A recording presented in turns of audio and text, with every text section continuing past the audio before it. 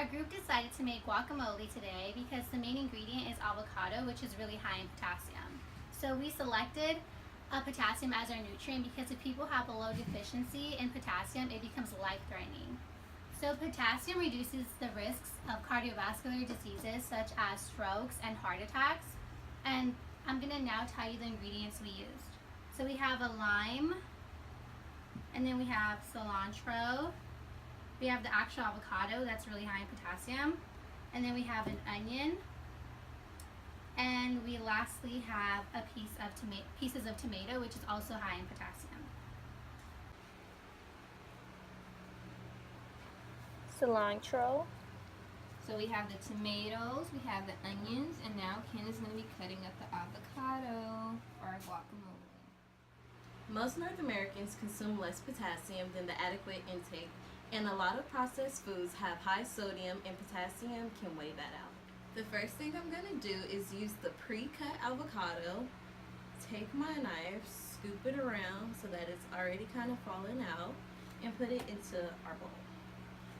And then I'm going to take the second avocado, which is already pre-cut, taking the knife, scooping it around, and putting it into the bowl.